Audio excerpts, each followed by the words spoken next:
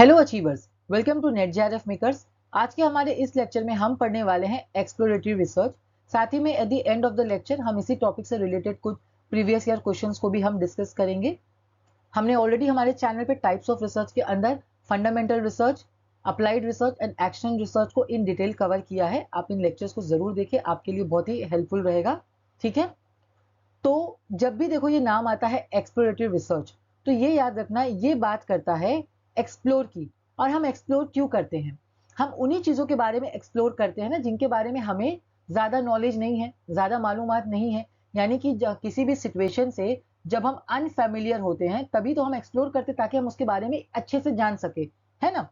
तो एक चीज़ आप याद रखना, जब भी एक्सप्लोरेटरी रिसर्च का नाम आएगा तो ये एक ऐसा रिसर्च होता है जो इसलिए कंडक्ट किया जाता है जब आपके सामने एक ऐसी प्रॉब्लम या एक ऐसी सिचुएशन होती है जिसके बारे में आपको बिल्कुल आइडिया नहीं होता है। यानी वो एकदम न्यू प्रॉब्लम, न्यू सिचुएशन होती है जो बिल्कुल क्लियरली डिफाइन नहीं होती है। ठीक है, या फिर ऐसी सिचुएशन या ऐसी प्रॉब्लम जिसके बारे में आपको सिर्फ ऊपर ही ऊपर मालूमात है, यानी ऊपर ही ऊपर आपको थोड़ा बहुत उसके बारे में नॉलेज है, इन डेप्थ आपको उसके बारे में नहीं पता है, तो उस सिचुएशन में भी आप एक्सप्लोरेटरी रिसर्च को कंडक्ट करते हो। ठीक है, तो ये आप याद रखना, जब भी एक्सप्लोरेटरी रिसर्च का नाम आएगा तो ये रिसर्च इसी के लिए करी जाती है। इस रिसर्च को हम फॉर्मुलेटिव रिसर्च भी कहते हैं। ठीक है, this research is conducted in the beginning of a research, यानी आपके रिसर्च को स्टार्ट करने से पहले सबसे इनिशियल स्टेज होता है ये आपकी रिसर्च का। ठीक है, यानी रिसर्च को, मेन रिसर्च स्टार्ट करने से पहले आप हमेशा आपके प्रिलिमिनरी स्टेज के अंदर आप एक्सप्लोरेटरी रिसर्च को कंडक्ट करते हो, ताकि जिसके बारे में आपको बहुत थोड़ा बहुत मालूम है या बिल्कुल मालूम नहीं है, उसके बारे में आप एक बेटर अंडरस्टैंडिंग को डेवलप कर सको। ठीक है, अब ये पूरा रिसर्च जो है ना, मैं आपको एग्जाम्पल से समझाती हूँ, आप उसको बहुत ध्यान से समझना, आपको बहुत आसानी से समझ आ जाएगा। देखो फॉर एग्जाम्पल, आपको मार्केट के अंदर एक प्रोडक्ट लॉन्च करना है। ठीक है, तो मान लो आपको एक स्किन प्रोडक्ट आपको लॉन्च करना है। ठीक है, तो आप क्या करोगे? आप डायरेक्टली अपना स्किन प्रोडक्ट को मार्केट के अंदर लॉन्च कर दोगे? नहीं ना। आप इतना बड़ा डिसीजन लेने से पहले आप क्या करोगे? आप पहले मार्केट को एक्सप्लोर करोगे। आप क्या एक्सप्लोर करोगे? पहले आप ये पता लगाओगे कि क्या ये जो स्किन प्रोडक्ट है, ये जो मैं मार्केट में लेकर आ रही हूँ, क्या लोगों को इसकी जरूरत है? पहले आप ये एक्सप्लोर करोगे। फिर आप ये पता लगाओगे कि क्या ऐसा ही प्रोडक्ट मार्केट में क्या मेरे कंपेटिटर सेल कर रहे हैं, या मैं जो प्रोडक्ट लॉन्च करने वाली हूँ क्या मेरे कंपेटिटर्स इससे मिलता जुलता मार्केट में कोई प्रोडक्ट जो सेल कर रहे हैं, अगर सेल कर रहे हैं तो उसका प्राइस क्या है, जो कस्टमर्स है, जो पब्लिक है, उसको किस प्राइस पे मेरा ये प्रोडक्ट को जो है परचेस करना पसंद करेगी। तो आप ये पूरे डिटेल्स को आप एक्सप्लोर करोगे, है ना, पूरी नॉलेज आप गेन करोगे। उसके बाद ही आप सोचोगे कि क्या मुझे ये प्रोडक्ट मार्केट में लॉन्च करना चाहिए या नहीं।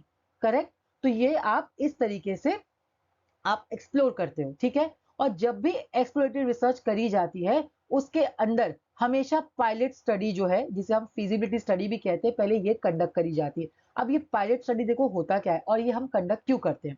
अब आपने डिसाइड किया कि आपको स्किन प्रोडक्ट मार्केट में लॉन्च करना है, तो क्या आप पूरा जो आपका स्किन प्रोडक्ट है क्या वो आप एक साथ पूरा लॉन्च कर दोगे, या आप जितने भी हजार या लाखों सैंपल्स बना रहे हो आप एक साथ मार्केट में लेकर आ जाओगे? अगर वो नहीं चला तो आप क्या करोगे? आपका तो लॉस हो जाएगा। तो हम क्या करते हैं, ऐसी सिचुएशन को अवॉइड करने के लिए पहले ना पायलट स्टडी करी जाती है। तो पायलट स्टडी क्या होती है, आप इसके अंदर क्या करोगे, जो आपका स्किन प्रोडक्ट है ना, आप उसके कुछ सैंपल्स, यानी कुछ ही पोर्शन आप पहले मार्केट में लेकर आते हो। ठीक है, और मार्केट में उसको लाने से आपको जब एक रिव्यू मिलता है कि भाई हाँ क्या ये पब्लिक को पसंद आ रहा है या नहीं, उसके बाद आप डिसाइड करोगे कि आपको ये मेन प्रोडक्ट मार्केट में लॉन्च करना चाहिए या इसको आपको ये आइडिया स्किप करना चाहिए। तो अब आप कैसे ये मार्केट में सैंपल्स लेकर आओगे?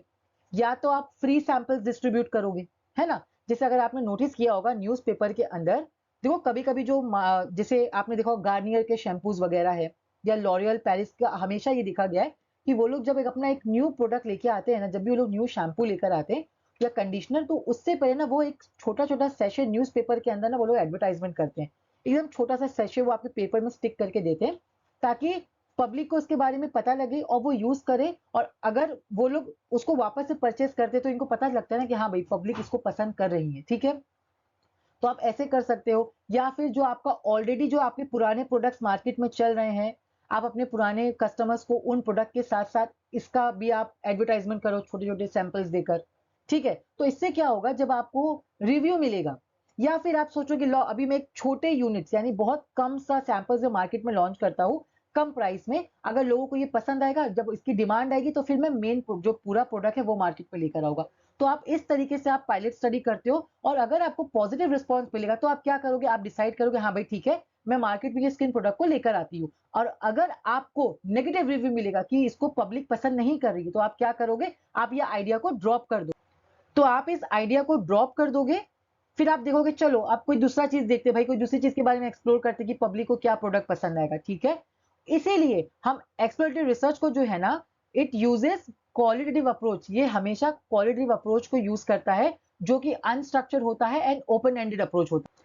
क्योंकि देखो क्वालिटेटिव अप्रोच में हमने पढ़ा था ना, उसमें क्या होता है कि कोई भी लिमिट नहीं होती, यानी कुछ भी प्री डिसाइडेड नहीं होता, कुछ भी चीज सीक्वेंस में नहीं होती है। आप एक्सप्लोर करते जाते हो, आप नॉलेज फाइंड करते जाते हो एंड लिंक बाय लिंक आप जोड़ते जाते हो जो भी आपके लिए यूजफुल लगती है। अगर आपको यूजफुल नहीं लगेगी तो क्या होगा, आप उसको ड्रॉप करके आप कुछ और चीजें एक्सप्लोर करोगे। इसलिए ये अनस्ट्रक्चर्ड होता है, जहां पे कुछ भी प्री डिसाइडेड नहीं होता है। यहाँ पे जैसी जैसी आपको चीजें मिलती जाएगी, आप वैसे ही वैसे आगे एक्सप्लोर करते जाओगे आपके नीड एंड रिक्वायरमेंट के हिसाब से। इसलिए ना ये स्टडी जो है बहुत ही फ्लेक्सिबल होती है। जैसे भी हमने यहाँ पे एग्जाम्पल पढ़ा ना, कि अगर रिव्यू पॉजिटिव मिलेगा तो आप मेन प्रोडक्ट लॉन्च करोगे, अगर नेगेटिव रिव्यू आ जाएगा तो आप क्या करोगे, आप ये आइडिया ड्रॉप करके आपको अब कुछ और लाने के लिए सोचोगे। I hope it is clear.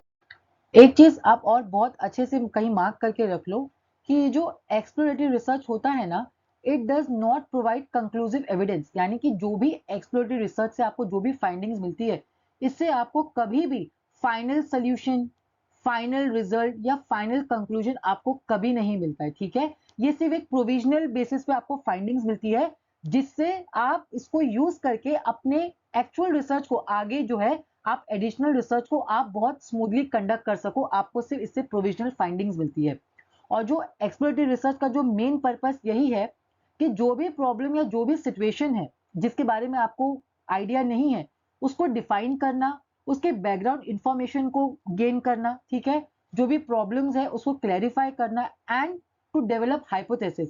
Explorative research के अंदर हमेशा हाइपोथेसिस को डेवलप किया जाता है, ये आप याद रखना, ठीक है। And to develop questions to be answered. तो हमारा ये जो रिसर्च है इससे क्या होता है, ये जो एक्सप्लोरेटिव रिसर्च है इससे क्या होता है, इसको करने से आपको फाइनल सोल्यूशन या कंक्लूजन तो नहीं मिलेगा, लेकिन आपको एक प्रोविजनल फाइंडिंग्स मिल जाएगी, जिससे आप अपने रिसर्च को स्मूथली आगे कंडक्ट कर सकते हो। उस नॉलेज को यूज करके आप अपने रिसर्च को अच्छे तरीके से कर सकते हो। प्लस साथ ही में ये आपको हेल्प करता है कि to find the best research design, कि आपको कैसी रिसर्च डिजाइन सेलेक्ट करनी चाहिए, कैसा डेटा कलेक्शन मेथड सेलेक्ट करना चाहिए, कैसा सब्जेक्ट मैटर आपको सेलेक्ट करना चाहिए। तो आपको आगे को रिसर्च जो आपके आगे को अच्छे करने के लिए ना, ये हर चीज में आपको हेल्प करता है।